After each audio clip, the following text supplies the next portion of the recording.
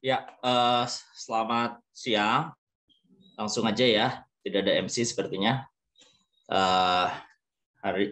Bagian ini kita akan melakukan bedah karya dan moderator yang harusnya bertugas yaitu Bung Martin Suryajaya mendadak berhalangan sehingga saya akhirnya menggantikan. Ya, jadi dalam sesi bedah karya ini kita akan membahas Kakawin Sutasoma bersama Bung Stanley Hu dan Bung Hasto Bramantio. Halo Bung Stanley dan Bung Hasto. Halo Bung Syarif, Maulana.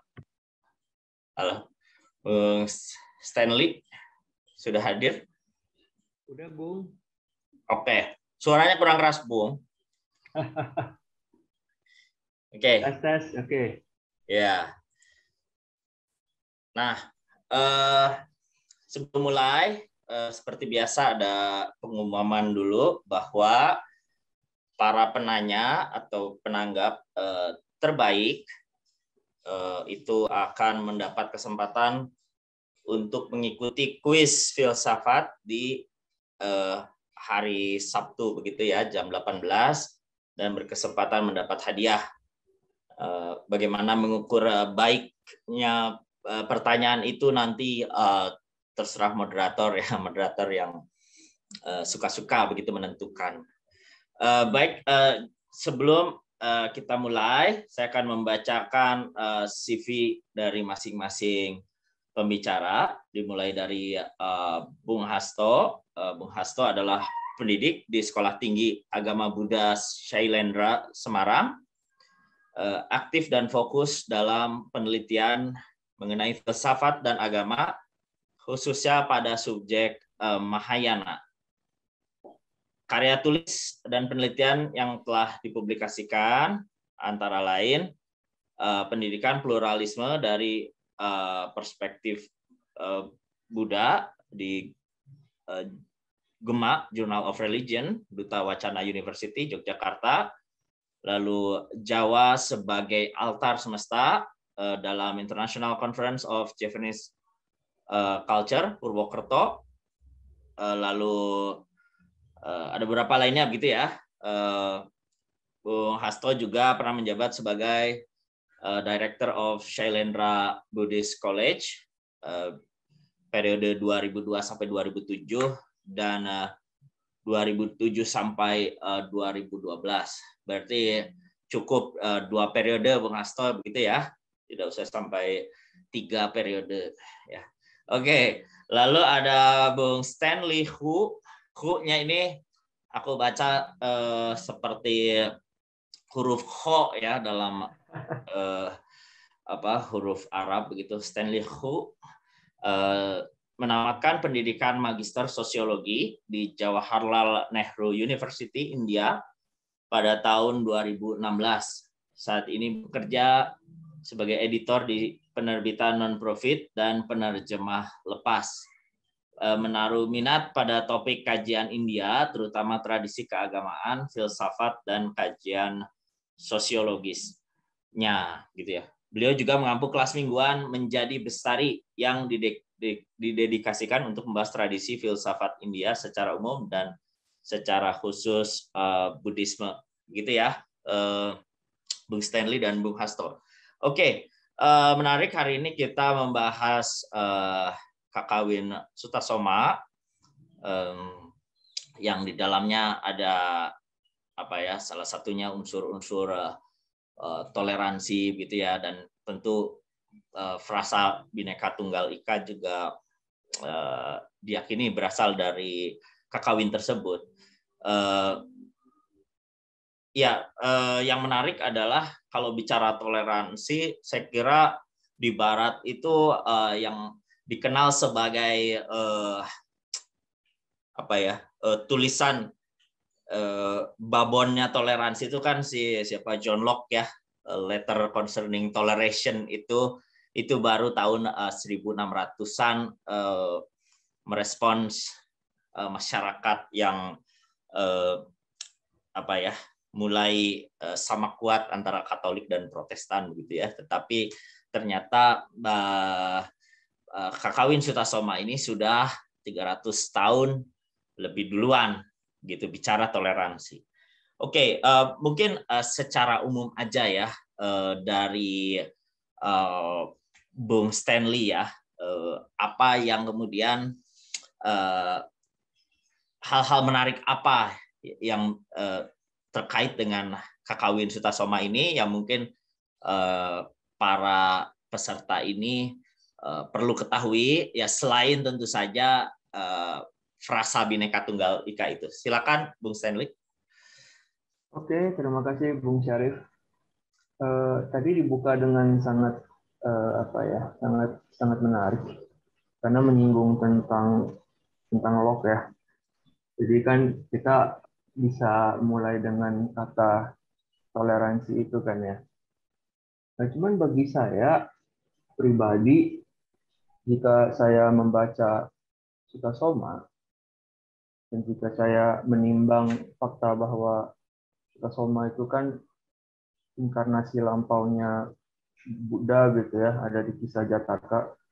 Kemudian kan Empu Tular juga Buddhis gitu ya. So kalau saya memakai kerangka Buddhis untuk melihat frasa walaupun berbeda tapi satu itu, saya merasa saya tidak bisa mendamaikannya dengan konsep toleransi yang muncul di Barat. Jadi kalau boleh saya tambahkan, bukan hanya Sutasoma duluan muncul sekian ratus tahun sebelum Locke menulis surat tentang toleransinya itu, tapi juga kita sedang membicarakan sebuah toleransi yang mungkin berbeda gitu. Berbeda dalam artian ketika saya memahami Locke, saya tidak mengklaim pakar Locke gitu ya, tapi toleransi di Barat ya kita melihat perbedaan yang kita akui memang berbeda gitu. Cuman kita berusaha untuk tidak melihat perbedaan itu. Jadi somehow kan di otak kita ada perbedaan, tapi saya ingin menyingkirkannya sejenak gitu kan ya. Nah kalau dalam rumusan Bhinneka Tunggal Ika, di mana Buddha dan Shiva itu dikatakan satu, sekarang kan begini ya, kita lihat si Empu ini kan nulis sebagai pujangga gitu ya. Pasti tulisannya ada diarahkan buat tujuan politis tertentu dong. Jadi ya mungkin dalam konteks itu agak mirip dengan definisi toleransi yang tadi barusan saya coba jabarkan gitu loh. Tapi di level yang lebih tinggi, di level filosofis, saya rasa kita harus paham bahwa dalam konsepsi Buddhis, terutama misalnya kalau kita memakai konsep Pratitya Samuppada, yaitu interdependence, saling bergantungan gitu kan. Kita bisa paham akhirnya bahwa ketika kita bilang walaupun Shiva dan Buddha berbeda itu bukan dua perbedaan yang kita coba untuk sama-samain sehingga jadi sama gitu loh. Semacam perbedaan di ranah privat saya berbeda tapi di ranah publik saya sama gitu kan, kira-kira seperti itu kan. Itu kan dikotomi dua ranah yang ada di tradisi pemikiran Barat ya. Kalau di Buddhisme saya merasa tidak seperti itu. Jadi walaupun berbeda itu harus kita definisikan sebagai cara permukaan berbeda gitu, superficially berbeda, di mata saya berbeda. Tapi itu perbedaan yang karena saya melihatnya secara salah gitu. Karena secara konvensional saya memakai beberapa konsep tertentu sehingga ya udah beda gitu. Kayak mawar dan melati kan beda, padahal mungkin sama-sama bunga, mungkin punya senyawa kimia dan mineral yang sama. Jadi kan kayak ya karena penampakannya beda, kesadaran makhluk fana seperti saya menangkapnya secara berbeda, maka saya lihat berbeda gitu. Misalnya gini lah, kita ngomong Sutasoma ya, ini kan inkarnasi lampau Buddha gitu ya.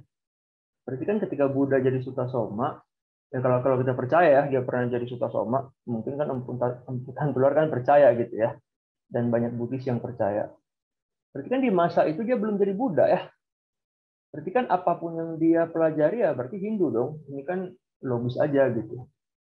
Nah di kisah Jataka Sutasoma kan beliau mau dimakan sama raksasa. Cuma kan berjanji gitu. Aduh, saya udah ada janji temu dulu nih sama Brahmana, akan mengajari saya 1 bait ajaran. Gak banyak-banyak gitu, cuma 1 bait. Terus kan boleh nggak saya ketemu dulu sama Brahmana, saya mendengarkan ajaran, habis itu saya baru balik ke kamu boleh makan saya habis itu. Nah, si raksasa kan agak-agak gimana gitu, ini orang bisa dipercaya nggak gitu. Tapi kan singkat cerita kan beliau balik setelah mendengarkan ajaran. Nah, ajarannya apa nggak dikasih tahu. Cuman yang jelas kan dari seorang Brahmana gitu. Yang pasti ya bukan Buddhis gitu kan. Nah, saya bisa bayangkan bahwa sepenting itu sebuah ajaran sampai ketika saya mendapat ajaran itu nggak apa-apa deh saya dimakan sama raksasa toh nanti mati layar lagi gitu kan. Berarti kan ajaran ini penting sekali untuk apa ya dalam progresi inkarnasi beliau kan ya rangkaian kehidupan sampai kelak lahir dalam eksistensi terakhir sebagai Siddhartha dan terus jadi Buddha terus kan nggak lahir lagi gitu kan. Nah jadi kan kita bisa melihat gitu loh ketika Empu Tantular menulis Siwa dan Buddha satu itu, saya nggak pernah ketemu Empu Tantular sih, cuman saya bisa membayangkan bahwa yang beliau bayangkan itu sosok Buddha ini bukan satu hal yang beda dengan Siwa gitu loh. Jadi Buddha muncul, Buddhisme sebagai gerakan pemikiran kan muncul sebagai sebuah apa ya reformasi gitu. Gerakan lain seperti Jainisme dan kawan-kawan kan juga muncul sebagai reformasi. Tidak atas Hinduisme secara umum, tapi kan atas satu tradisi doang, Brahmanisme. Brahmanisme yang memilah-milah ya dengan selektif beberapa kitab, misalnya Manusmriti gitu kan, dan akhirnya merumuskan sebuah sistem masyarakat yang begitu rigid gitu, yang kita kenal dengan kasta. Jadi kan ini sebuah pemberontakan intelektual dari Buddha dan kawan-kawan. Nah, apakah dengan pemberontakan itu Buddha sama sekali beda dengan Hindu? Ya enggak gitu. Di Buddhisme kan nggak ada konsep yang beneran kita bilang asli apa ya terpikirkan gitu. Apalagi kalau kita menimbang fakta bahwa Buddhisme bukan agama wahyu ya, dia kan bukan agama langit. Jadi apa yang Buddha ajarkannya apa yang dulu dia pernah dengar. Ya ada yang dia terima karena dia rasa benar, nggak usah direvisi. Ada yang kok ini agak kurang ya, saya revisi gitu. Nah hasil dari penerimaan dan revisi-revisi ini yang kemudian kita kenal sebagai Buddhisme. Jadi misalnya konsep karma itu kan bukan asli Buddhisme gitu loh. Konsep nirwana gitu kan. Beberapa kategori surga di Buddhisme kan juga udah ada di Rig Veda misalnya. Jadi tidak ada yang tidak berbeda gitu. Nah, ketika kita menerimanya sebagai sebuah agama gitu ya, apalagi agama dalam pengertian di Indonesia gitu kan, menerimanya sebagai sebuah let's say tegangan politik mungkin dulu di Majapahit gitu kan antara kelompok Hindu dan Buddha, ya akhirnya kan dua tradisi ini kayak direifikasi gitu. Jadi sesuatu yang hanya beda di ujung paling ujung gitu kan ya, beda-beda tipis, akhirnya dianggap sebagai sesuatu yang beda. Ya karena kita memberi nama yang beda kayaknya, nah nanti mungkin saya bisa coba elaborasi lebih lanjut. Cuman poin saya di sini adalah dalam Buddhisme terutama dalam Madhyamaka kita tahu bahwa dunia hanya beda karena kita memberi label yang beda kepada dunia. Jadi kan dengan cara yang sama Siwa yang satu namanya Buddha seolah-olah ada dua entitas gitu. Nah ini yang saya pikir coba untuk disampaikan oleh Sutasoma. Jadi bukan toleransi dalam pengertian saya dan kamu beda, ya suami istri gitu kan ya beda apa, tapi ya ya udahlah udah berumah tangga kita paksakan gitu, kita kompromikan gitu. Nah, saya pikir di Sutasoma kita berusaha untuk mentransendenkan kompromi ini karena di level tertinggi, di tataran tertinggi tidak ada yang perlu dikompromikan. Saya dan kamu sama gitu loh. Jadi apa yang mau dikompromikan kan seperti itu. Mungkin dari saya begitu dulu. Oke, menarik ya. Jadi kalau toleransinya low, mungkin lebih pada yang mengakui perbedaan, tetapi ya apa ya udah disatu-satukan begitu ya, karena mungkin terhubung oleh sistem masyarakat atau apa ya. Tetapi dalam konteks Sutasoma ini satu di sini adalah satu yang bersifat lebih metafisik begitu ya, bahwa pada hakikatnya begitu ya memang satu begitu ya Bung Stanley kira-kira. Betul Bung. Oke, terima kasih Bung Stanley. Kita menuju Bung Hasto. Bung Hasto katanya sudah menyiapkan presentasi, mungkin bisa dicoba dulu. Baiklah, saya mencoba dulu untuk share. Karena saya bukan generasi Z, jadi harus sudah kelihatan ya. Oke, silakan waktu dan tempat. Apakah sudah ini? Jelas, Sudah jelas, jelas jelas. ya. Sebentar. Saya harus mulai dari di full screen dulu. Bentar. Bisa F5 atau view. Ya, di F5 ya Pak Bos. Ya bisa, tergantung edisinya. Bisa view. FN F5 aja. Ya, sudah ya. Ya, mantap. Saya terima kasih sudah dibuka oleh saudara saya Stanley Ku ini kan.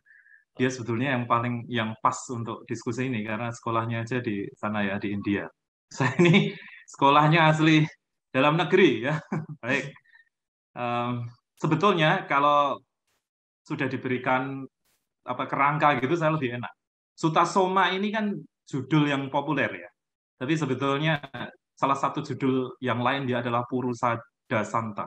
Purusa itu manusia, da itu memangsa dalam bahasa Sanskerta, santa itu menaklukkan, mendamaikan. Jadi penaklukan sang pemangsa manusia, sebetulnya seperti itu. Sederhana Mas Syarif ya. Nah ini, saya terbiasa dengan PPT gini aja. Nah ini ditulis pada abad ke-14. Kalau nggak salah si John Locke itu sekitar tahun 16 sekian ya. 1600 sana.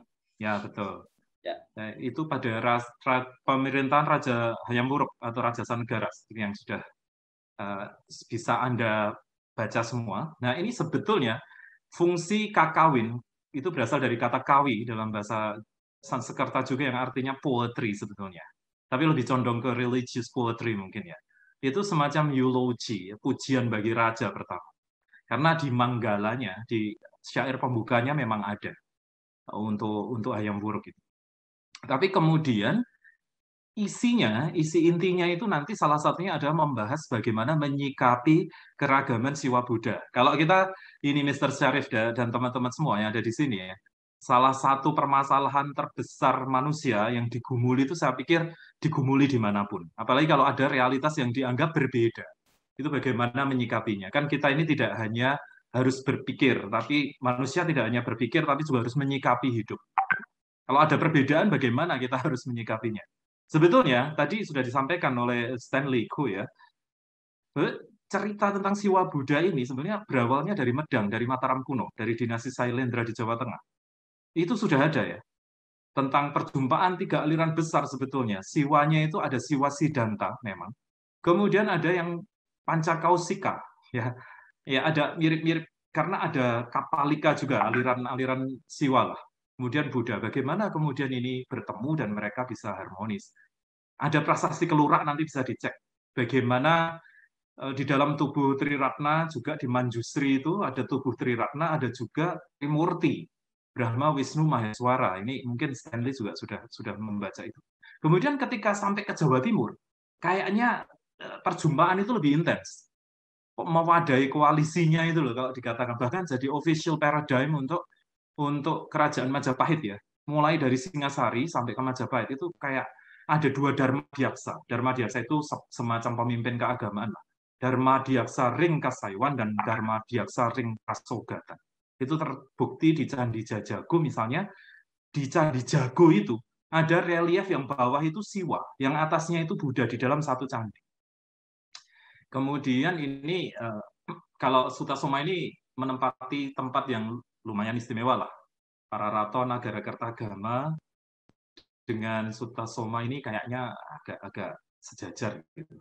Nah, bagi Indonesia modern, karena saya ditanya ini bagaimana ini Kakawin ini bisa menjadi sumber inspirasi terhadap toleransi di Indonesia, atau dia menjadi simbol dari moto sesanti dari Indonesia, itu Bhinneka Tunggal Ika, meskipun tulisannya salah yang sekarang, karena dalam tulisan aslinya itu Bhinneka N-nya 1 ya. Ini mungkin Stanley tahu Sanskerta lebih bagus ya. Enggak apa-apa lah. Oke. Kemudian awalnya ini kan istilah ini menunjuk kepada yang di halaman 500 buku saya ya, itu sudah saudara mungkin sudah pernah mendengar semuanya ya, yang Bhinneka Tunggal Ika Tanhana Dharma Mangrua itu loh ya. Sesungguhnya Bhinneka Tunggal Ika, sesungguhnya kebenaran itu ya satu, dia mau didekati dari mana, itu kan seperti yang dikatakan Stanley tadi ya, ada unsur Nagarjuna juga mungkin.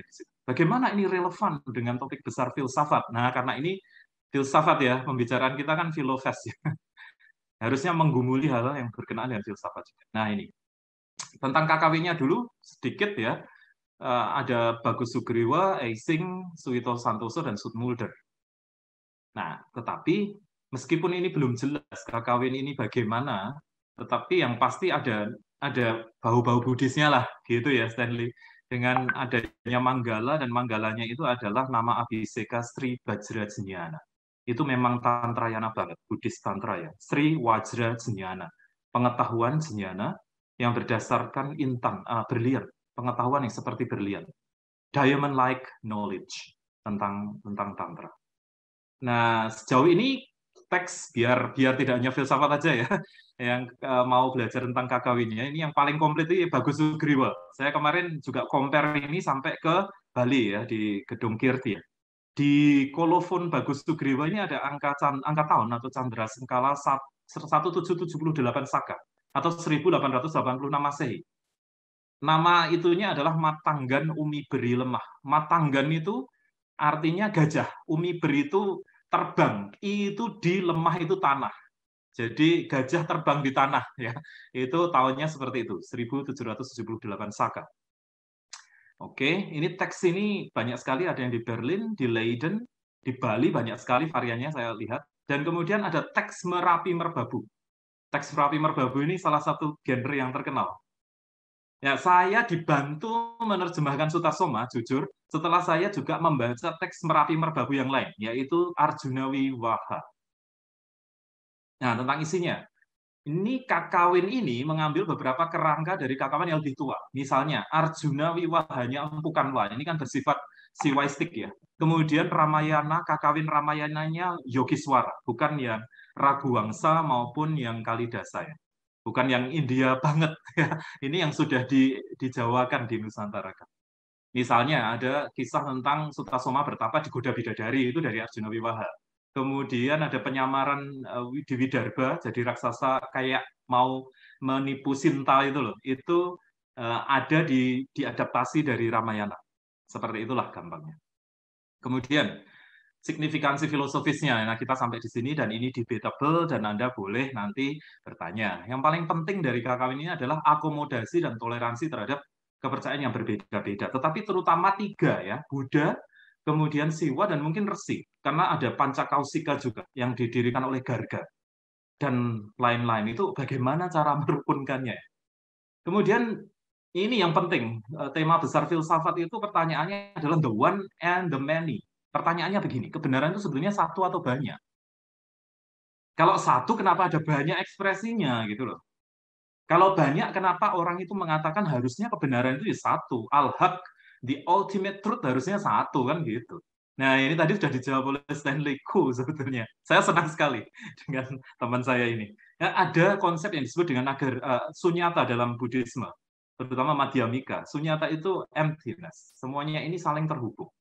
Sunyata ini segala sesuatu itu kosong dari entitas mandiri, substansi. Karena dia sebetulnya saling jalin gitu. Intersperse ya, intermingle. Maka ada pemilahan yang disebut dengan kebenaran itu ada yang dilihat secara samvrati, artinya conventional truth, kesepakatan, konvensi. Ada yang paramartha itu the ultimate. Nah, itu kata-katanya Pratitya Samutpada. Tadi keberadaan yang saling mengandaikan.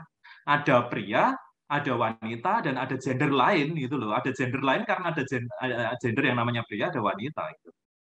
Nah, itu yang disebut dengan Dharmakaya. Mohon maaf itu agak typo ya. Dharmakaya itu the body of truth, tata or reality itu menurut Buddhisme sama. Tapi orang melihatnya dari sudut mana. Nah, itu kan sangat-sangat apa ya? Sangat-sangat wajar juga. Dan misalnya begini, Wallace sama Darwin, orang yang tidak pernah bertemu secara fisik, tapi idenya kenapa bisa sama tentang evolusi. Nah, seperti itu kan. Nah, kalau tadi dikatakan oleh Stanley ya, dikatakan bahwa ini memang sebetulnya yang namanya reality ya gitu. Mau diandaikan ini saja nggak bisa karena pasti ada counternya. Kalau dikatakan menurut Hegel ya, ada tesis, kemudian ada katakanlah antitesisnya gitu loh. Nah, itu kan selalu begitu kebenaran. Nah, tetapi itu ternyata ada di dalam Tripitaka yang kuno di Pali, bahasa Pali itu ada kata-kata di Sutta Nipata, ekang hi sacang nadu tiang ati. Ekang itu satu, sacang itu satya kebenaran. Na itu tidak, dutia itu dua, dwitia. Asti itu ya, artinya gini loh, kebenaran itu sebenarnya satu. Menurut kebenaran tertinggi, tapi kalau menurut kebenaran relatif ya bisa banyak.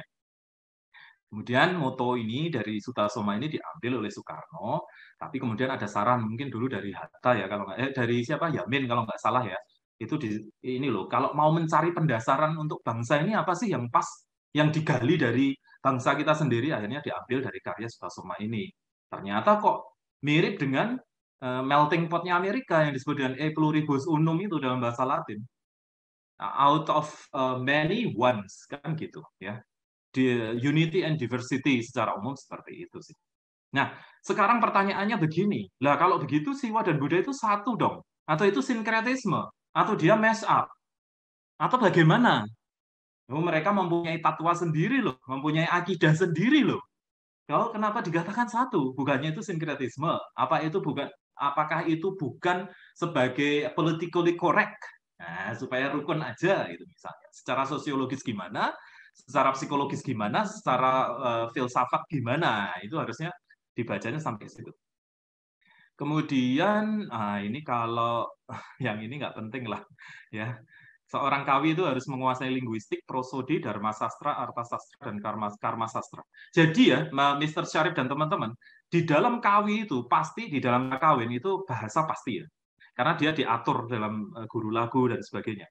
Prosodi juga. Dharma sastra artinya ajaran dharma spiritual, arta sastra tentang ilmu tentang ekonomi, kemasyarakatan, kesejahteraan sosial, dan kama sastra percintaan pasti ada, halus atau kasar pasti ada di situ. Kamu ya sudah begitu aja lah. Nah ini mash up saya pikir Anda nggak penting ini, masa pakai lagu. Gimana? Diputar nggak sebentar? Bentar ya, boleh ya? Silakan. Sudah ini belum? Sudah aktif kan audio? Oh, belum ya Pak. Ini harus gimana? Kembali lagi ya? Kembali lagi, lalu ketika share screen ada pilihan. Saya stop dulu sebentar aja. Saya tidak akan keseluruhan ya. Ya. Biar filsafat tidak terlalu kering lah. Iya, begitu benar. Mesti dilaguin. Iya, harus dilaguin lah. Nah, ini karena saya bukan generasi Z, harus pelan-pelan. Bersabar ya, teman-teman. Nah, ini sebentar. Apakah dia mash up? Kita dengar sebentar aja. Boy, you got me hooked on this something. Who could say that they saw us coming? Tell me what you know about rolling down in the deep. Ain't nothing but a heartache. Ain't nothing but a mistake. And I'm begging you, put your loving hand out, baby. We're only getting older, baby. Even when the night changes. All the other kids with the bumped up kicks, you better run faster than my bullet. There'll be no sunlight if I lose you, baby. There'll be no clear skies if I lose you, baby. Everything sucks. Just kidding, everything is great. No, really, I haven't thought about my ex today. Oh wait, fuck, I just did. I should've 'Cause I don't wanna let you go. Am I falling in love with the one that could break my heart? Let you go, give my last hello. Hope it's worth it. Say yeah, yeah, yeah. I spend my weekend trying to get you off my mind again, but I can't make it stop.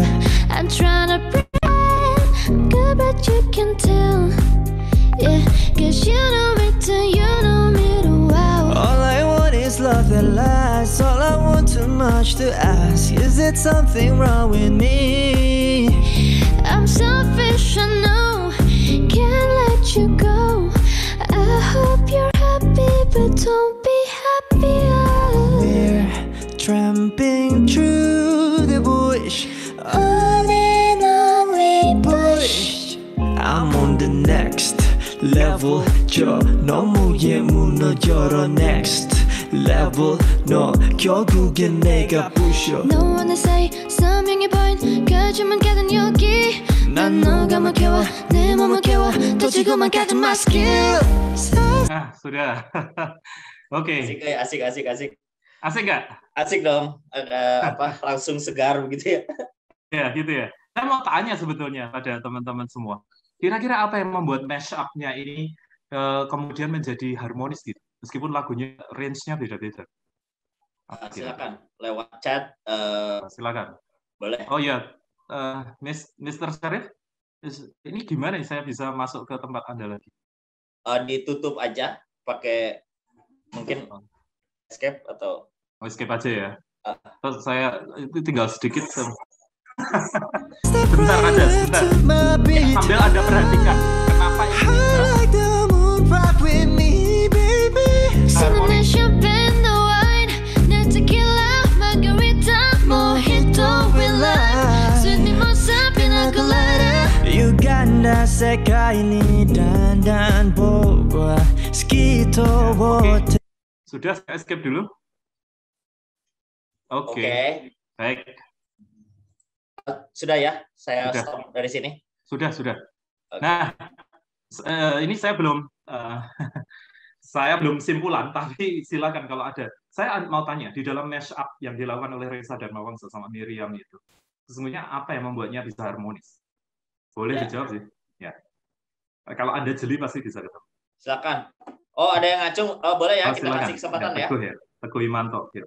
Pak Teguh, silakan beri pendapat. Boleh ini kan? Nah. Oke, terima kasih atas waktu yang diberikan pada saya. Baik. Apakah Sota Soma ini hanya khusus perkawinan antara Hindu Buddha saja? Sebab pada kenyataannya di Mojopahit itu kan ketika Mojopahit runtuh itu kan ada umat Islamnya di situ, ya kan pernah dulu. Bahkan raja keturunan Mojopahit, Raden Patah itu mendirikan kerajaan sendiri nantinya di Jawa Tengah gitu. Nah, apakah Sota Soma itu sudah mencakup semuanya di dalam kerajaan itu, Hindu, Buddha, terus Islam dalam tanda kutip. Terus yang kedua, apakah Sota Soma ini diilhami dengan lahirnya perkawinan di Mataram Hindu? Kan Mataram Hindu kan ada Buddha dan ada Hindu, Sanjaya dan Salendra itu kan berseteruan hingga nanti salah satu dari keturunan Salendra itu mengawinkan anaknya dengan Hindu. Akibatnya nanti muncullah itu yang namanya Candi Prambanan yang bercorak Hindu. Apakah Sota Soma itu diilhami dari peradabannya sebelumnya? Oke, itu aja Pak. Terima kasih. Oke. Pak Teguh, ini kita masih suasana musikal, jadi mungkin itu nanti dijawab ya Pak Hasto dan Bung Stanley. Tetapi ini kita masih merespons yang soal musik tadi begitu ya Pak ya? Oh ya. Nanti dijawab tentu sudah dicatat begitu ya. Baik. Gue pikir Ya nggak apa-apa. Oke, silakan soal musik tadi. Saya kira itu penting ya karena untuk memahami mengapa kita tidak terganggu begitu ya kira-kira ya oleh musik yang disajikan tadi, meskipun itu adalah gabungan kompilasi lah. Ya kompilasi medley begitu ya. Tapi kita tidak merasa ada hal yang kalau bahasa Sunda ganjel lah begitu ya. Betul. Silakan. Pertanyaannya sebenarnya bisa saya rumuskan lagi, Mr. Stanley dan teman-teman. Kenapa dari genre yang berbeda-beda, ada yang BTS misalnya yang Korea ya, kemudian ada yang Jepang, Indonesia, ada yang Barat, itu bisa enak gitu loh, mengalir flow gitu loh, dan mereka bisa harmonis. Padahal itu beda-beda banget, aslinya beda. Kenapa bisa enak gitu? Ini nanti sebenarnya mau saya bawa. Dan sebenarnya kita orang yang belajar filsafat juga harusnya nggak haram dengan musik. Why? Ya karena ada estetika juga. Itu salah satu cara kita menggagas dan mencoba meraba realitas. Ya. Gitu. Silakan. Jawabannya tidak perlu memikirkan secara teknis musik ya, tetapi apa yang dirasa aja, kesan-kesan begitu ya. Itu juga nggak apa-apa sih. Silakan. Kira-kira apa yang bisa mengelem begitu ya? Itu sudah ada tuh Mas Syarif yang di chat room. Oh oke ya. Tetapi ini seperti bertanya balik pada saya, menurut Kang Syarif sendiri bagaimana dari segi musikalisasi? Saya agak terganggu jika memang sekadar tempelan tidak mendalam gitu. Tetapi untuk Mas Khairuddin, apakah Mas Khairuddin sadar itu tempelan nggak kalau tidak diberitahu begitu? Iya. Kan karena diberitahu aja itu tempelan gitu ya. Iya.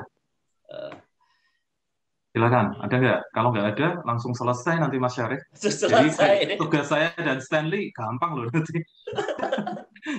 Soalnya ini aja bisa dikontemplasikan panjang loh itu. Oke, keselarasan irama ya. Betul. Ada yang mendekati itu. Selain keselarasan irama ada apa gitu? Kalau Anda jeli sedikit, ini sudah arahnya benar. Ya. Luar biasa, Mr. Muhammad ini. Muhammad siapa nih? Ini namanya Arab dan India, Muhammad Rama. Dia juga Pak Teguh, sabar ya Pak Teguh. Nanti saya jawab Pak Teguh. Ya. Atau saya jawab Pak Teguh dulu atau Stanley dulu boleh sih? Ya mungkin. Ini ada yang jawab lagi harmonisasi ya. Tetapi apa yang lebih spesifik dari harmoni itu mungkin ya? Iya. Saya pikir harmonisasi kata kuncinya. Tapi kalau mau lebih spesifik lagi di mana ya? Sebetulnya jawaban itu ada di depan mata kita. Cuma kadang kita pas nggak ini aja, pas nggak bening. Kalau di Buddhisme itu coba bening. Di tradisi spiritual sama aja. Mau di Islam Sufi, mau di Hindu, mau di Buddha, tradisi spiritual. Kalau kita bening, kita itu bisa mencerap sesuatu dengan lebih tajam. Oke, mungkin sambil nunggu apa Bung Stanley mau merespons dulu apa yang sudah dipresentasikan oleh Bung Hasto dan mungkin mau turut memberikan respons dari soal musik tadi. Silakan Bung Stanley. Oke. Mungkin ini ya, karena ada kuis soal musik ini dan tadi kan juga Bung Syarif ada singgung ya sebuah pernyataan yang menarik gitu, bahwa kita tahu ini tempelan karena diberitahu tempelan gitu kan. Nah, saya dengar pernyataan itu saya langsung inget gitu loh. Nah, saya kan senang sama Radiohead nih ceritanya. Kan ada tuh satu lagunya tuh Paranoid Android gitu kan. Nah, saya kan pernah baca-baca nih katanya kan 3-4 lagu berbeda tuh sama Tom York dan kawan-kawan dibikin jadi satu aja gitu. Jadi kan ketika itu ditampilin jadi satu ya, ini satu lagu gitu. Tapi kalau memang mereka memutuskan tampilin 3-4 lagu beda ya jadi 3-4 lagu gitu. So dan terus kan juga ada tuh kalau dulu aku di India itu ada satu temenku dia benci banget sama Bohemian Rhapsody katanya karena ini kok tiga lagu dijumble jadi satu gitu loh, kayak dia nggak paham legendnya di mana gitu. Nah ini kan juga sebuah perspektif lagi gitu. Nah, saya ngomong gini karena saya ingin menambahkan tadi kan Bung Hasto udah kasih kata kunci yang menarik tuh, samvirti kan ya, konvensi gitu loh. Nah, Iya, kalau betul. saya ingat satu teks dari Chandra Kirti, dia mengatakan bahwa satu maknanya konvensi, makna lain dari samvirti adalah to conceal, untuk menyelubungi, untuk menutupi gitu. Jadi ketika kita hidup bermasyarakat dalam segala macam konvensionalitas, kita beroperasi melalui itu, tapi juga sekaligus kita ditutup-tutupi gitu lah. Oleh barang yang sama. Nah, jadi kan ketika kita, kayak aku tadi ngebayanginnya, Bung Syarif bilang, ya ini kan dikasih tahu, ditempel gitu. Ya, kadang-kadang hal yang sesepele itu apa ya, sudah memunculkan bias-bias yang unconscious gitu loh. Oh, kalau ini tempelan ya tempelan. Kalau bahasanya beda ya bahasanya, wah ini berarti 2 lagu, 3 lagu yang berbeda. Nah, coba misalnya kan ya, kita kasih ke satu orang yang nggak pernah dengar semua lagu yang di medley itu, diubah jadi satu bahasa yang sama, Inggris misalnya, meskipun nadanya beda-beda ya, ditampilin, di package ulang ya jadi satu lagu. Ini kan kadang-kadang kita mendekati dunia ya, terjun masuk ke dunia itu pakai konsep, cuman ya konsep itu karena ada batasan imajinasinya kan ya, jadi ya ketika kita pakai satu konsep ya kita dengan tidak sadar ya membatasi diri kita secara imajinatif ke hal yang lain. So akhirnya kan kita butuh justifikasi lain, kayak oh ini lagu yang beda tapi oke, ada harmonisasi dan lain sebagainya. Ya kalau saya kasih dengar ke orang yang nggak pernah dengar ya mungkin satu lagu yang sama aja gitu. Jadi ini hal yang menarik gitu loh, bagaimana tadi kan juga ada singgung tentang sunyata ya. Ya pada intinya kan kita ngomong semua ini kan kayak makin ngomong mungkin makin bingung gitu loh, karena kan kalau kata Nagarjuna kan ya pencerahan melampaui semua konsep kan ya. Makin banyak peristilahan sebenarnya kan makin bingung aja, cuman ya kalau nggak ada itu kan nggak ada jurusan filsafat kan. Jadi kan itu mungkin untuk kepentingan industrialisasi filsafat gitu, karena kita butuh semakin banyak istilah, semakin banyak konsep gitu. Jadi saya tidak menjawab sih, cuman apa ya, kepikiran gitu loh, kayaknya sebuah remark yang mungkin tidak mendalam tapi bagi saya agak kocak gitu ya, saya sampaikan aja, mungkin gitu sih. Ya, oke, udah ada 2 jawaban lagi dari Kuswanto Surabaya. Ada frekuensi yang sama antara nada harmoni C dengan relax dalam otak kita. Lalu dari Elsa, nada cuma ada 13. Mash up tadi bisa menyatu karena ada di chord progression yang sama, begitu ya. Gimana, Mas Hasto? Oh, jawaban siapa itu? Horudin, Kuswanto, sama Elsa ini. Ya. Itu progresi ya. Dari umum, spesifik, sangat spesifik. Mereka luar biasa. Ini harusnya dikasih hadiah ini, Mas Syarif. Mereka betul.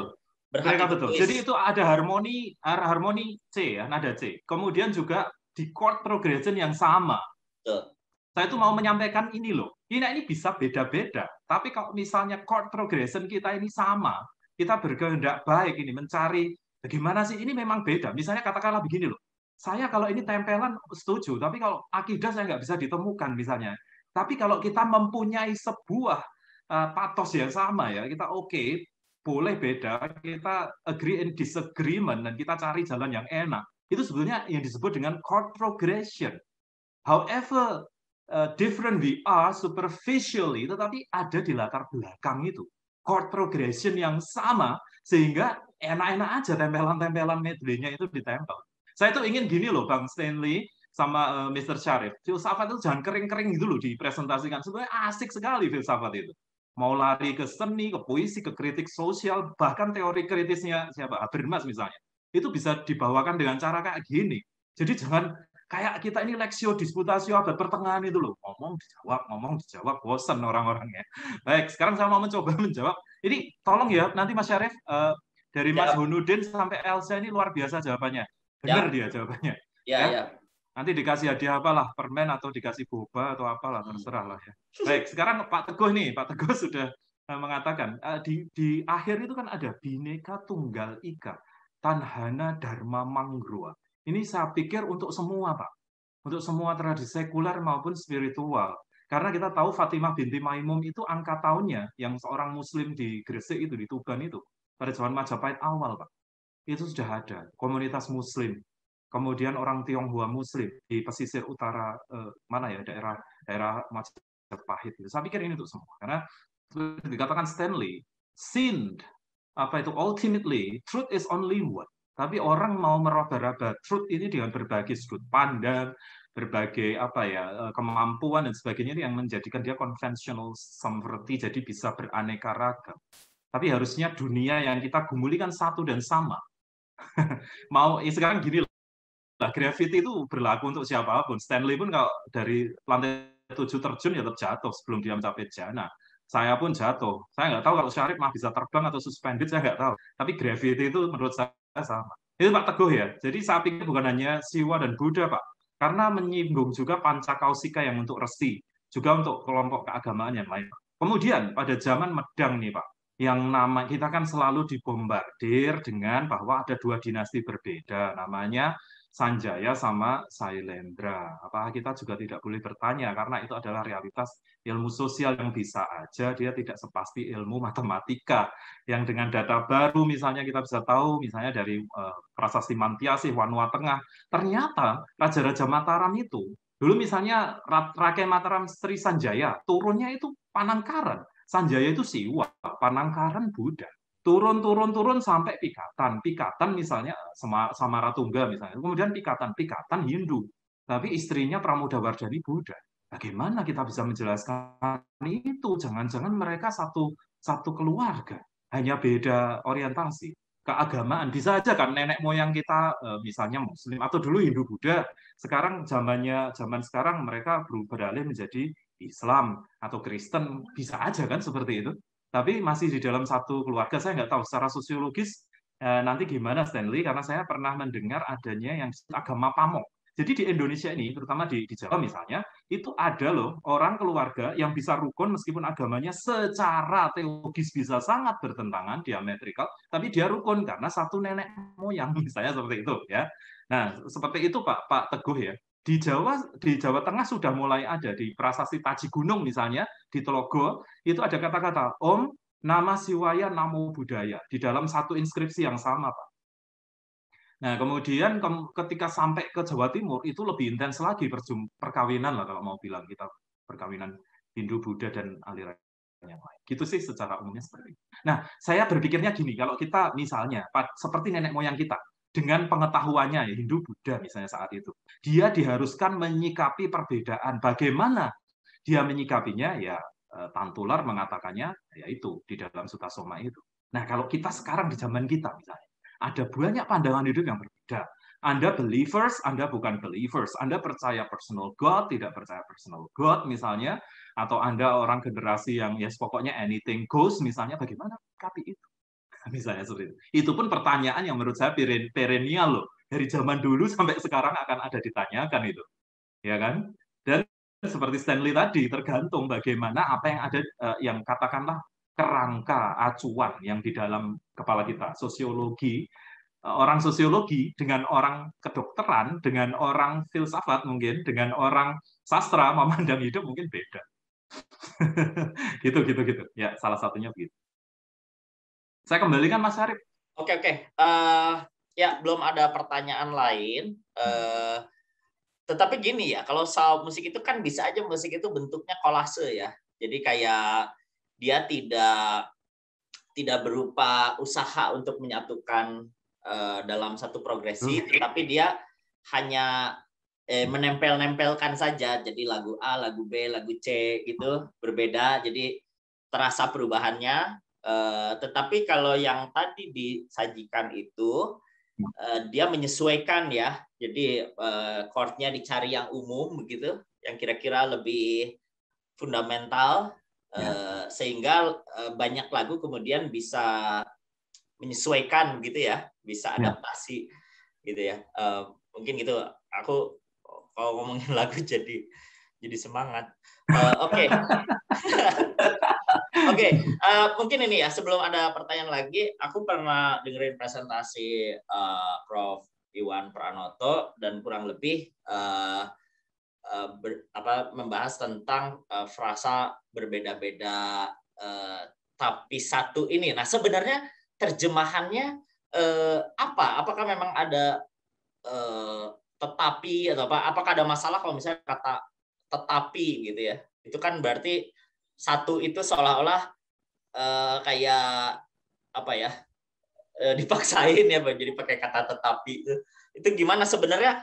Apa terjemahan persisnya? Siapa yang mau tanggapi, silakan. Pak Bung Hasto, Bung Stanley. Stanley mau jawab? Stanley silakan. Kita sedang membaca yang di chat room juga. Bung Hasto ini lebih paham soal etimologinya. Enggak, yang di chat room juga saya akan jawab nanti, tapi ya.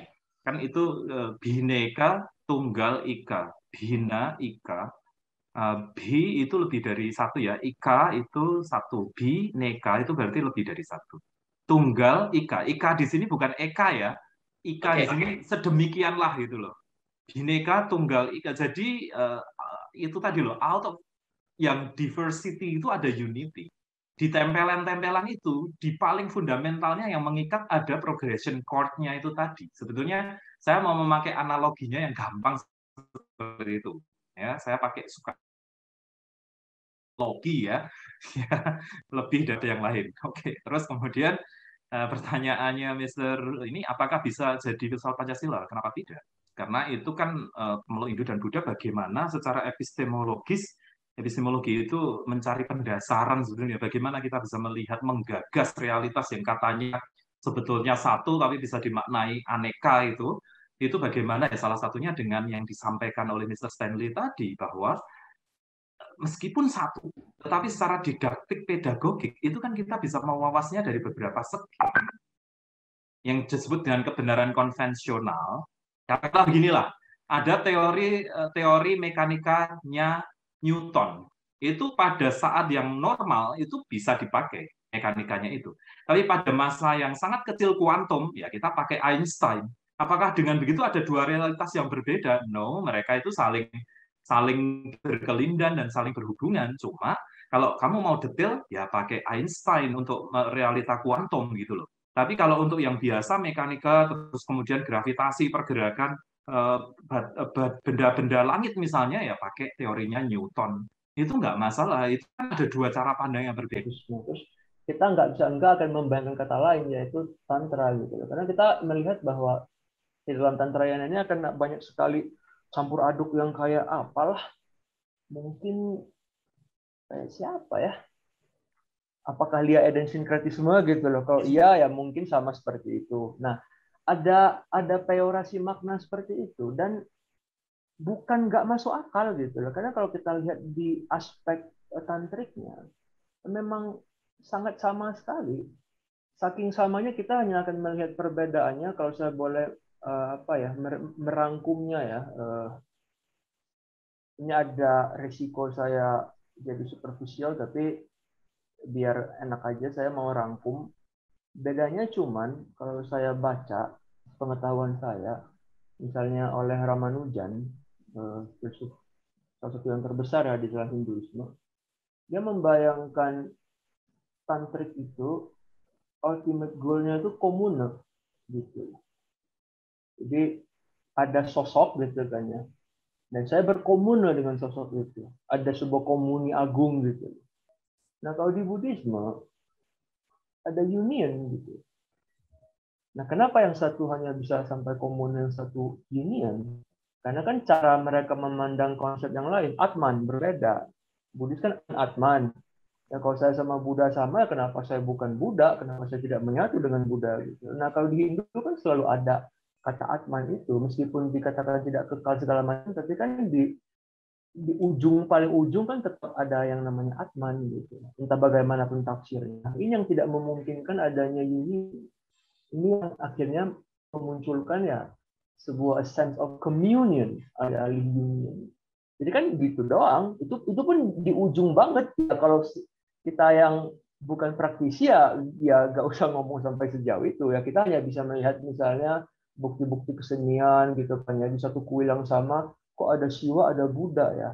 Ya memang ada gitu loh. Orang Buddhis yang memuja Siwa Agni ada, memang ada kitabnya. Saya juga memuja Agni kok.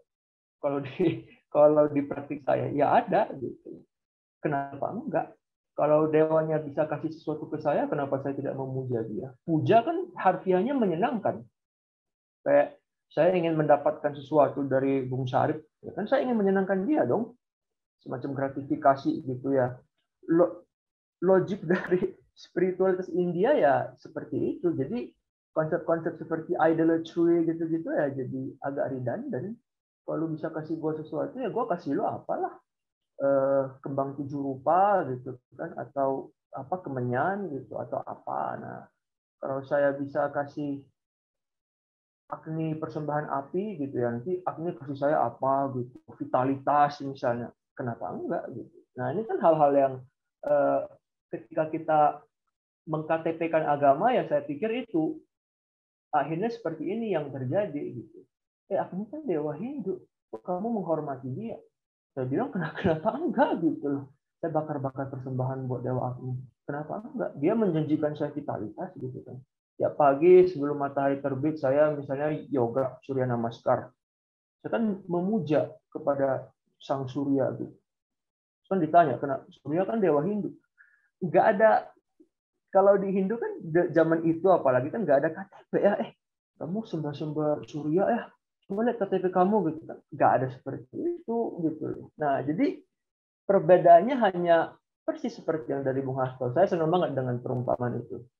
Kalau fenomenanya lebih spesifik gitu kan, ya pasti berbeda. Sama dengan yang saya paparkan tadi, di ujung dari ujung ada sedikit perbedaannya kan. Buddha kan muncul belakangan, masa Buddha retrogres gitu kan, dia harus progres dong. Jadi kan kalau dia muncul tapi yang diajari sama kan kayaknya agak lucu juga kayaknya, maksudnya ini common sense ya, pasti kan Buddha menawarkan sebuah kebaruan gitu. Nggak baru-baru amat, tapi ini ada kue tart, saya kasih cherry on the top deh. Nah tar kamu nggak ada cherry, tar saya ada cherry. Saya pikir bedanya gitu doang. Kalau cherry-nya diambil juga, kalau Black Forest-nya enak ya Black Forest enak gitu, kalau nggak enak kan nggak enak. Jadi ini yang mungkin harus dipahami gitu oleh orang-orang, apalagi terutama di zaman sekarang gitu ya, ketika agama itu terinstitusionalisasi dengan begitu hebatnya ya, terbirokratisasi gitu ya, itu semacam identity bagi kita gitu. Kalau ya sekarang mungkin agak mending, kalau dulu kan di KTP nggak ada agama kan kayaknya aduh susah banget jadi orang Indonesia gitu kayaknya, padahal kan agama itu way of life gitu loh. Ya kan bukan gaya-gayaan. Tradisi-tradisi seperti Hinduisme, Buddhisme itu kan cara hidup. Goal tertingginya kan pencerahan. Bukan biar saya lebih pintar gitu kan, kayak wah saya menafsir Hegel biar kayaknya kelihatan cemerlang gitu di angkatan saya, kan enggak gitu loh.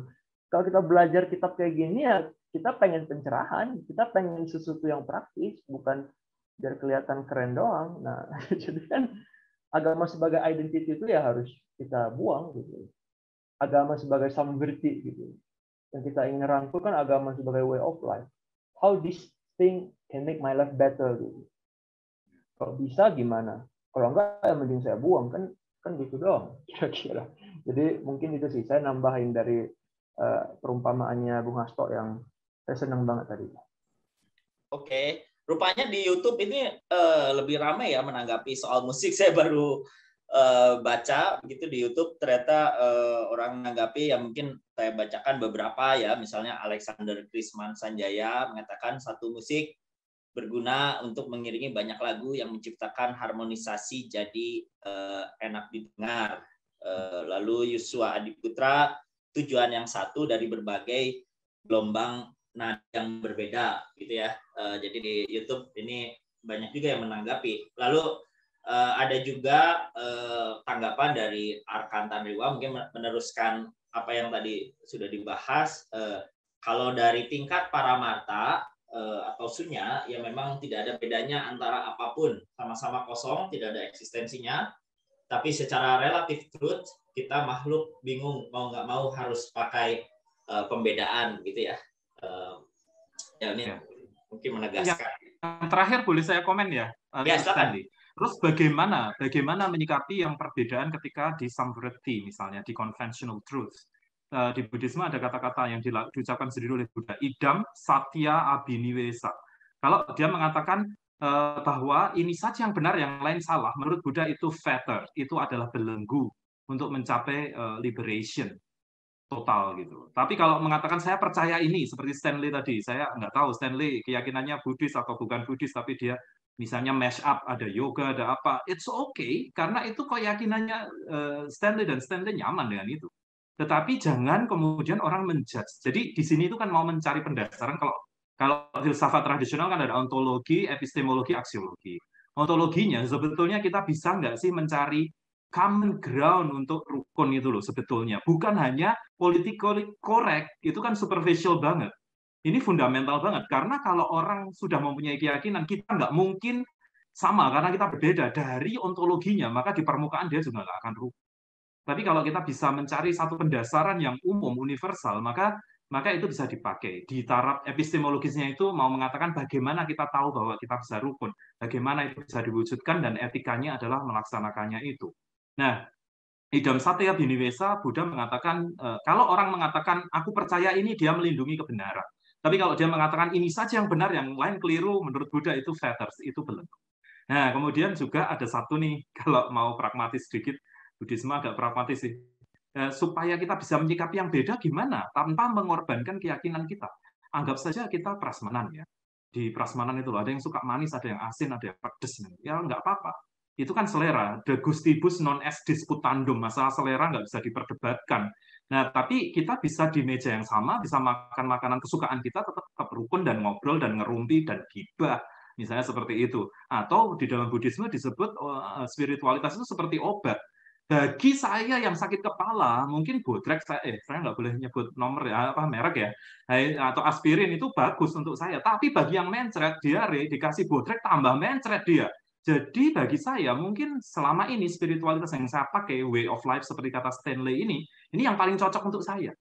Tapi mungkin bagi yang lain loh ya, agama Islam, Zoroaster, Kristen, Katolik, Hindu, dan kemudian kejawen, penghayat, itu baik untuk dia. Gitu loh. Jadi kita juga harus bijaksana seperti itu kalau mau dewasa. Kalau masih mau, ya ini pokoknya yang paling benar aku, yang lain salah, ya nggak apa-apa sih. Kalau ada konsekuensinya, sama berantem pasti. Gitu sih dari saya gitu. Oke. Ya nanti Stanley, kalau boleh nanti saya share yang simpulan ya, karena diminta oleh panitia ada simpulannya. Oh, sekarang kah? Sekarang boleh. Biar tuntas yang tadi dipresentasikan ya. Sambil nunggu pertanyaan mungkin. Nah, ini. Oke, silakan Mas. Ini sudah kelihatan ya? Ya, jelas. Nah, ini dari Sutasoma kita tahu semua ada yang disebut Bhinneka Tunggal Ika. Aslinya itu N-nya 1 ya, Bhinneka Tunggal Ika. Kemudian ini ada insight tentang dialektika filsafat. Dunia universal dengan filsafat Nusantara. Kenapa? Karena dari ilmu sejarah kita tahu adanya continuity and discontinuity. Pasti ada unsur-unsur non-Nusantara misalnya yang masuk karena dia memang mempunyai daya pikat yang bagus secara filosofis mungkin, tapi juga ada discontinuity. Misalnya ada Kakawin Ramayana dan Mahabharata. Nah, Indonesia pun melakukan penjawaan pengindonesiaan termasuk adanya Punokawan, itu sudah discontinuity. Kemudian mungkin ada juga sumbangan Nusantara untuk kerukunan tadi, yaitu harmoni, keselarasan, itu yang filsafat Nusantaranya, yang sebagai tradisi.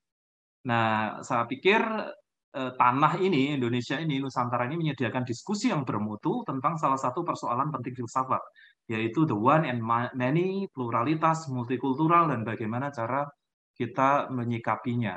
Nah, itu simpulan dari saya berkenaan dengan Sutasoma, Mr. Syarif, karena itu yang diminta oleh panitia, ya saya sampaikan lah. Karena nanti begini loh, jangan-jangan ada orang mengatakan Sutasoma ini benar-benar hanya genre yang lurus gitu aja dari India.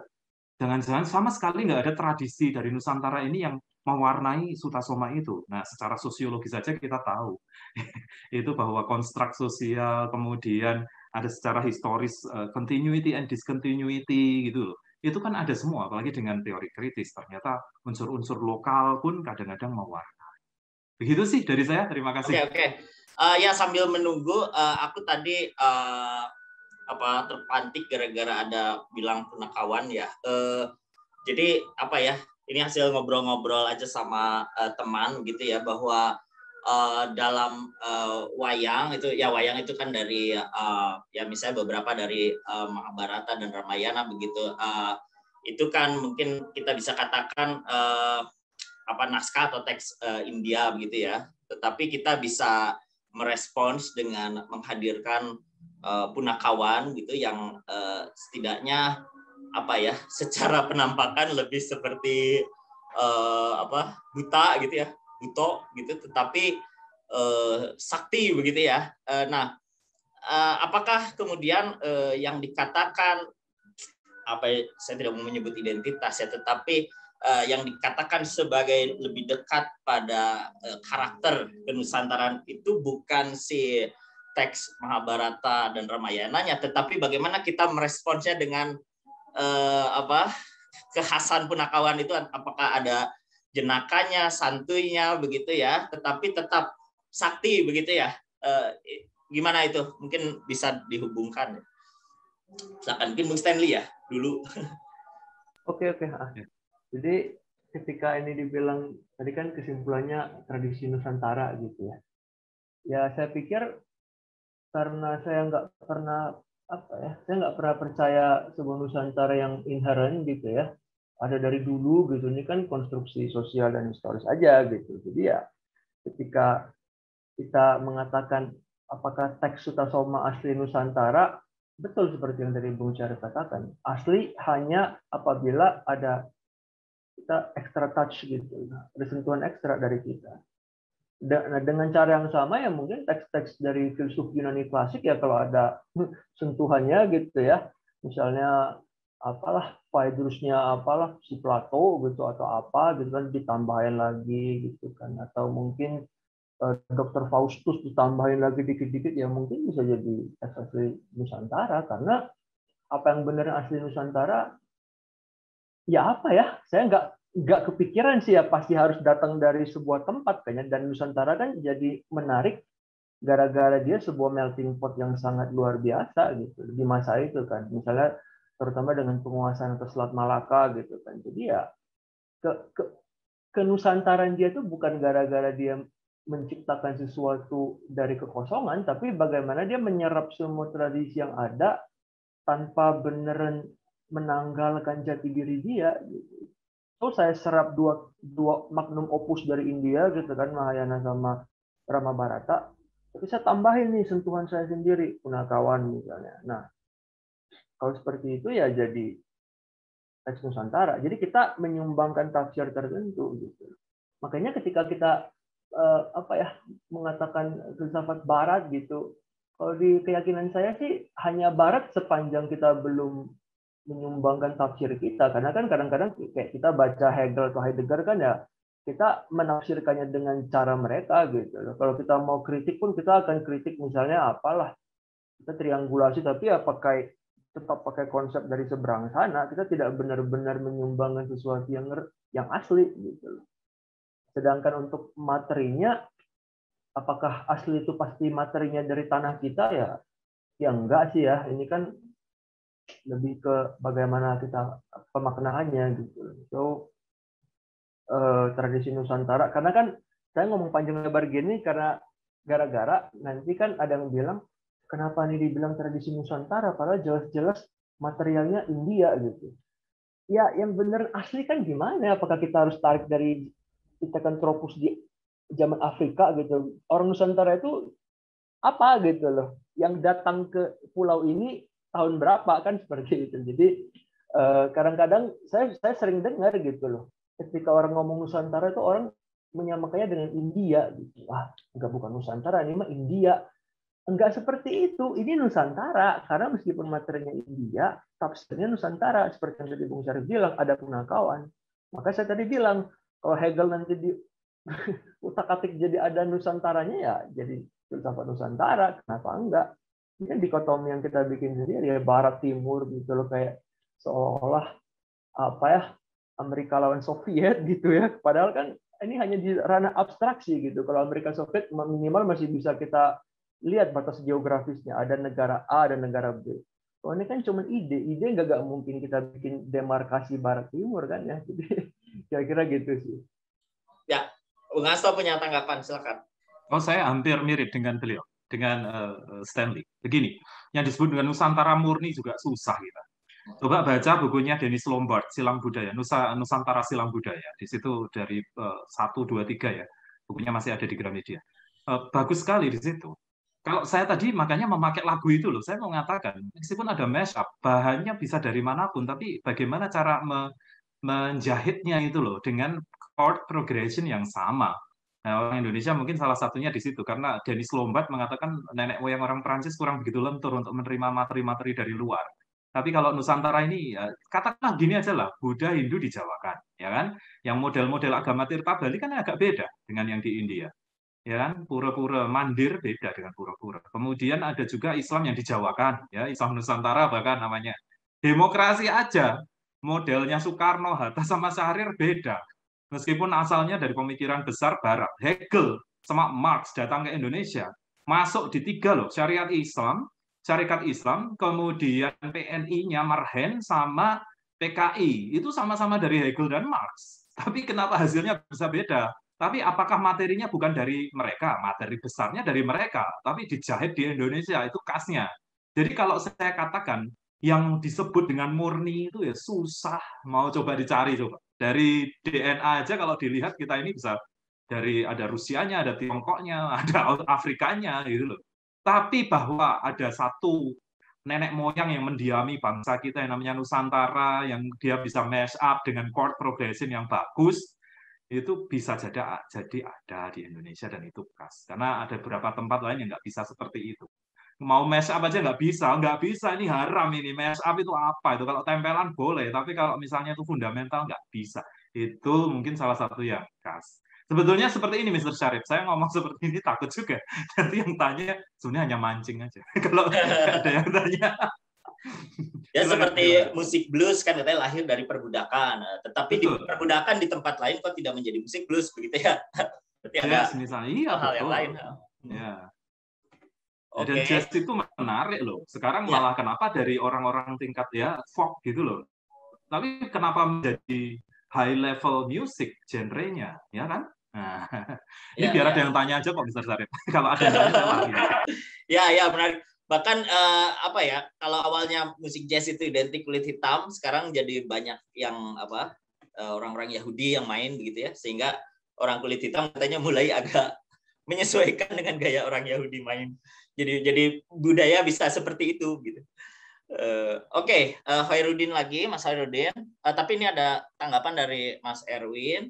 Saya setuju dengan Bung Stanley. Sekarang spiritualitas atau agama telah diinstitusionalisasikan. Padahal kemunculan ajaran-ajaran pada awalnya sebagai spiritualitas tidak mengeksklusifkan menjadi sebuah agama. Ya, mungkin itu pertanyaan seperti apakah Siddhartha adalah seorang Buddhis begitu ya. Tetapi ini bisa nanti ditanggapi. Khairuddin menulis di sini mengapa karya sastra dan risalah filosofis seperti naskah Kakawin Sutasoma jarang tersedia di sekolah-sekolah. Ya, saya sendiri mengenal Sutasoma dari novel karya Cok Sawitri, juga dari jargon kepak sayap kebinekaan. Oke. Gimana? Bung Stanley dulu deh, boleh. Ini menanggapi yang mana, Bung? Ya bebas saja. Yang ya kayak seperti yang Khairuddin aja ya, yang apa? Mengenal Sutasoma, kenapa nggak di sekolah-sekolah? Kenapa ya? Kayaknya harus tanya Nadiem Makarim kali ya. Kalau tanya rakyat kayak saya kan ya, saya pun bertanya-tanya. Saya punya pertanyaan yang sama karena kalau kita kenal Bhinneka Tunggal Ika Sutasoma kan kalau entah kita lagi belajar buat SNMPTN atau belajar buat jadi CPNS kan ya, kan banyak tuh soal-soalnya tuh Bhinneka Tunggal Ika bla bla bla bla bla gitu kan, sejarahnya bla bla bla bla bla. Nah, dan harus tanya yang Badan Pembinaan Pancasila itu kan, yang ada Mbak Puannya juga kan ya. Jadi kenapa gitu loh? Kok hanya berhenti di jargon doang? Kan itu memang permasalahan kita kan ya. Karena kalau terus direproduksi dengan banal seperti itu kan ya lama-lama orang bisa di satu sisi mulutnya ngomong bineka, jadi ya di sisi lain memberadal rumah ibadah agama lain. Itu kan hal-hal yang sangat sering terjadi gitu. Jadi kayak apa ya, karena tidak adanya pembelajaran di level awal, pembelajaran yang serius, karena Bhinneka Tunggal Ika dan Sutasoma hanya kayak jadi entry doang gitu kan, semacam trivial di buku sejarah. Ya akhirnya saya melihat ya orang Indonesia ya kayak apa ya, menderita sebuah skizofrenia gitu loh. Jadi kayak dia bisa mengatakan saya seorang yang bineka, tapi ya tindak tanduknya beda gitu, dan dia nggak menyadari gitu, namanya orang skizofrenik kan ya. Jadi nah jadi jujur saya nggak tahu gitu loh, ini kan policy maker ya, kalau saya kan cuman rakyat jelata gitu ya. Kalau dihadirkan di sekolah ya saya turut bermudita cita gitu ya. Kalau tidak dihadirkan ya saya bisa apa gitu, saya hanya bisa turut menyesalkan bareng-bareng bersama Mas Hoirudin ini. Oke. Tetapi mungkin ini untuk Mas Hasto, aku menajamkan pertanyaan Hoirudin. Apakah kalau memang diajarkan begitu, apa kemudian apa ya, ada perangkat-perangkat tambahan yang harus menyertai pembacaan atau pengkajian itu ya? Katakanlah misalnya cara-cara berpikir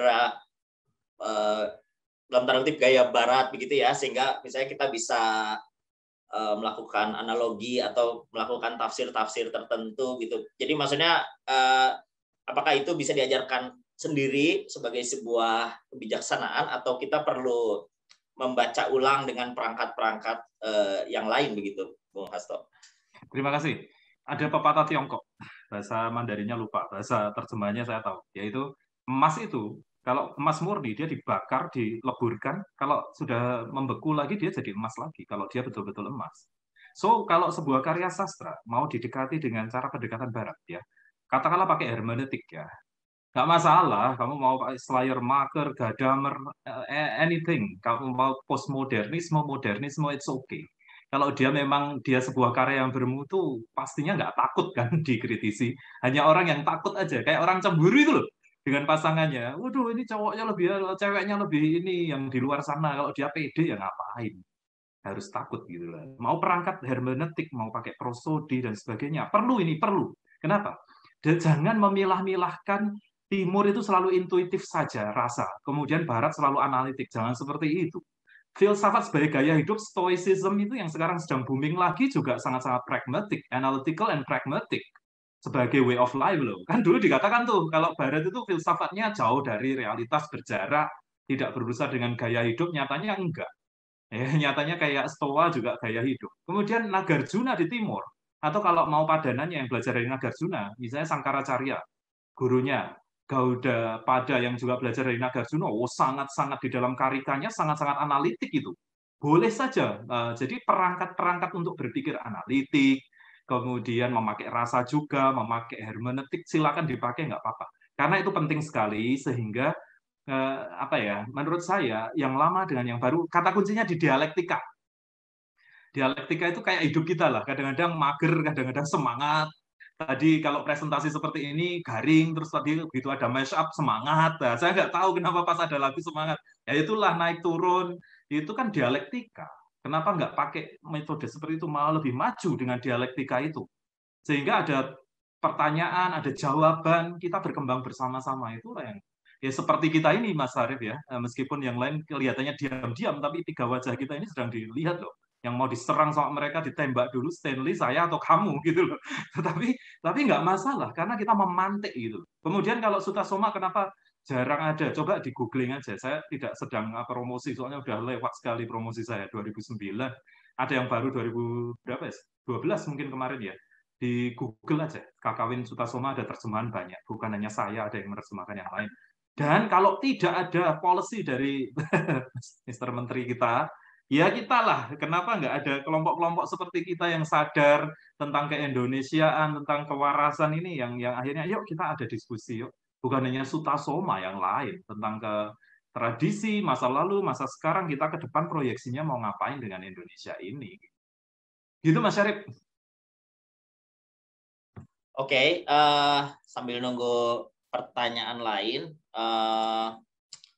ya mungkin begini ya, mungkin ini semacam lanjutan ya, karena sekarang juga sedang marak begitu ya usaha untuk merumuskan ya ada filsafat Indonesia, ada filsafat Nusantara, begitu ya, dan mencari pendasaran-pendasaran apa yang bisa digunakan, gitu ya. Misalnya ada debat di website Antinomi itu, misalnya salah satu penulis mengatakan bahwa filsafat berbasis geografis itu ya bisa dikatakan tidak terlalu relevan, karena yang terpenting bagi setiap pemikiran adalah menyelesaikan persoalan-persoalan filsafat terkini, begitu. Jadi tidak penting apakah itu dari Indonesia, apakah itu berbasis falsafah Nusantara atau apa, itu tidak penting.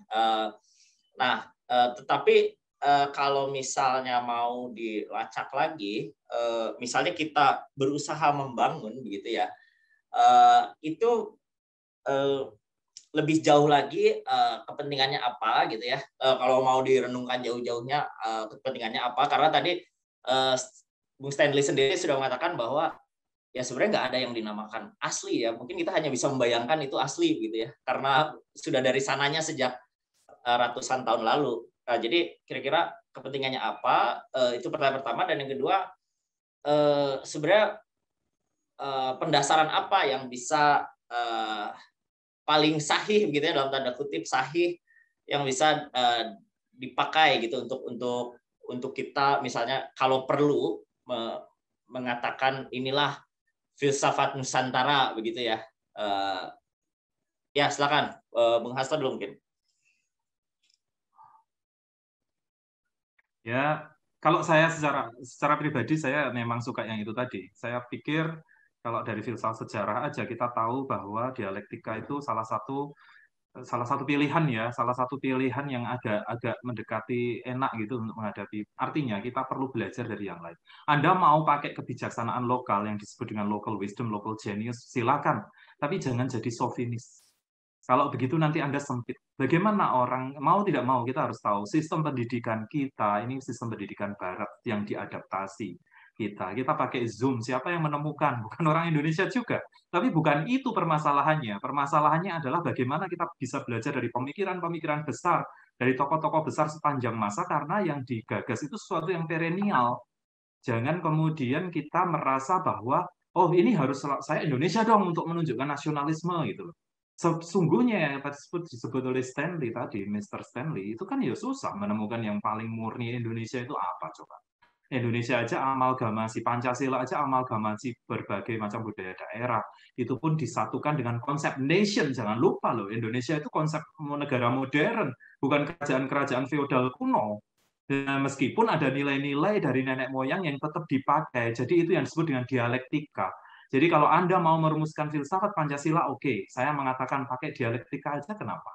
Sehingga nanti yang diwadai yang lokal juga, kita juga belajar dari pemikiran-pemikiran besar. Dunia, sosiologi bilang apa, psikologi bilang apa. Nyatanya sekarang ada psikiatri ya, modern, misalnya ilmu bedah modern. Feko aja lah untuk katarak itu ya, pakai Feko yang terbaru. Itu aja juga kita menggumuli dari banyak ahli di seluruh dunia. Kita nggak bahas lagi ilmu bedah mata ini asalnya dari Indonesia apa dari bukan. No, it's for humanity misalnya. Jadi menurut saya dialektika itu it's okay. Kita perlu belajar dari luar, tapi juga kita ada nggak unsur-unsur yang khas misalnya. Yang khas Indonesia digali aja. Namanya juga proses, Bung Stanley. Kalau misalnya langsung saya memberikan ini loh yang harus diangkat dari Jawa, dari Sumatera, Kalimantan, Bali, Papua misalnya juga nggak etis. Kenapa? Itu kan sudah produk. Harusnya proses. Namanya juga proses. Saya lebih suka filsafat prosesnya Wittgenstein yang mengatakan segala sesuatu ini proses kok. Ya, proses dialektika juga. Meskipun tadi dikatakan ini kelompok-kelompok yang sebelum pembicara sebelum ini kiri kita tidak terima itu. Saya katakan via negativa itu juga aspek nafi itu juga penting loh. Ada orang ini misalnya hater itu juga penting loh. Makanya saya mau tahu itu di YouTube itu ada nggak komentar yang nggak enak tentang kita itu bagus loh justruan, karena dia memandang sisinya itu utuh, jangan hanya mengatakan Bung Stanley bagus, Syarif ini luar biasa, senyumnya menawan misalnya, atau Mas Bram ada raksasa di belakangnya, bagus, romantis, jangan hanya itu, mengatakan saya tidak setuju dengan itu.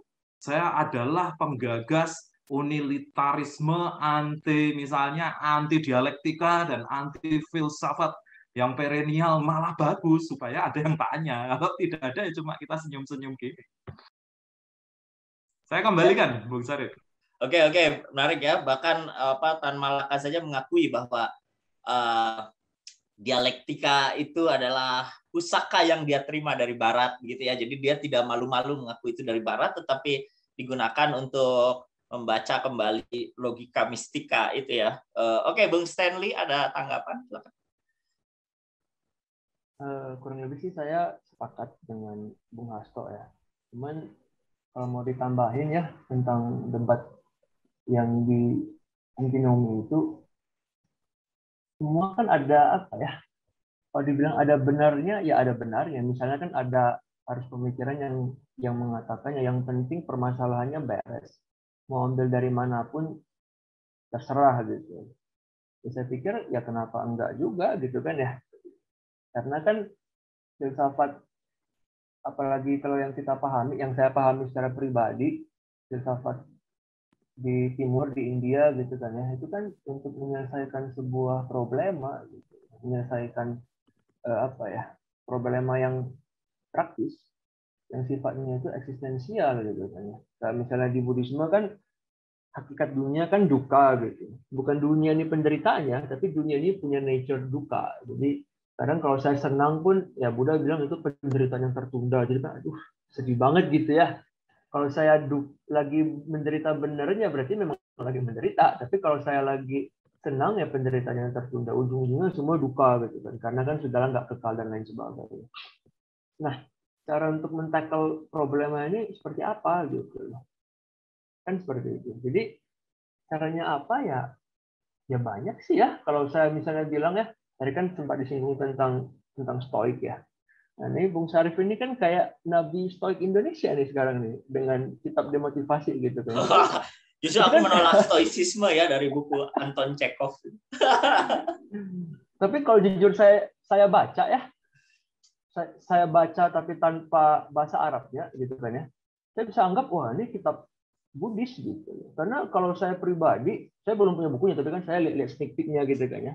Saya merasa Buddhis sekali gitu. Bukan saya mengapropriate Bung Sarif ya, bukan saya mengkooptasi Bung Sarif, tapi genuinely lah ini apa bedanya dengan Buddhis gitu. Kayak misalnya kan saya ingat satu tuh, kalau kamu ada masalah ya apalah pokoknya kira-kira kalau ada masalah santai aja, akan ada masalah yang lebih besar gitu kan kira-kira seperti itu ya. Itu kan kayak nature dari dunia gitu loh, samsara gitu loh. Makanya kalau kamu nggak mau ketemu masalah demi masalah ya kamu pencerahan gitu kan. Ya kalau saya baca ya gitu doang gitu kan. Nah ada yang bilang itu stoik.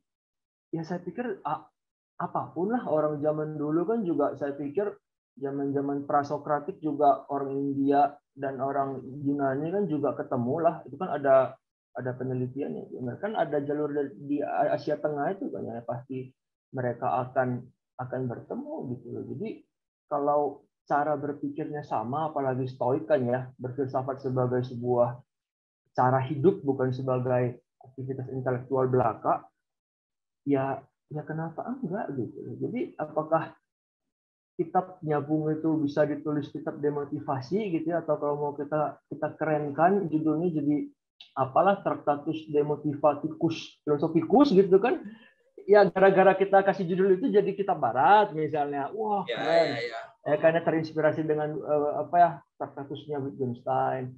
Kalau kita kasih judul Indonesia, kayaknya ya udah Indonesia. Kita kasih judul yang agak-agak Sanskerta, nanti Bung diasosiasikan dengan tradisi pemikiran Buddhis gitu. Nah ini kan kayak akal-akalannya orang lain yang baca aja gitu loh. Jadi kitab Bung sendiri ya saya pikir sebuah open book sih.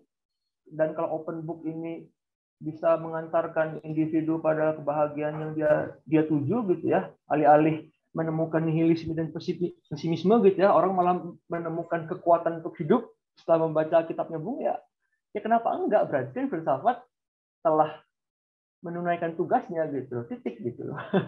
Gitu doang sih. Ya, oke. Berarti ya intinya hidup gitu-gitu aja lah, pakai yang mana aja gitu ya, bisa muter-muter gitu.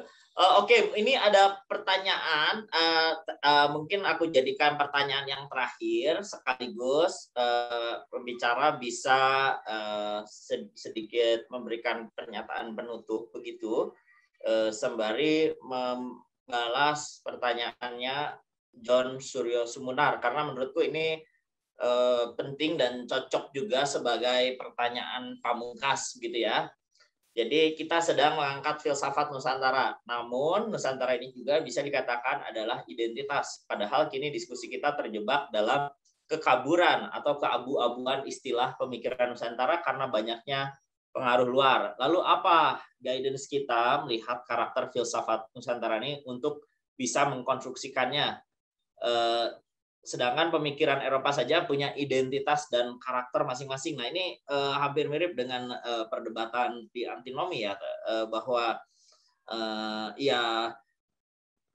Kant misalnya dan Hegel selalu dikatakan sebagai suatu ciri dari filsafat Jerman gitu ya. Tapi juga ini bisa diperdebatkan ya, apakah benar-benar ada filsafat Jerman, filsafat Prancis itu, atau itu hanya kerjaan akademisi aja agar lebih mudah untuk mempelajari masing-masing wilayah gitu. Tapi ini bisa dipertimbangkan apakah ada suatu gagasan atau ya panduan untuk kita bisa merumuskan apa itu filsafat Nusantara. Tapi tentu boleh disertai kritik mengapa kita harus merumuskan itu. Silakan mungkin dari karena penutup ya, jadi mungkin Bung Stanley dulu baru Bung Hasto, silakan.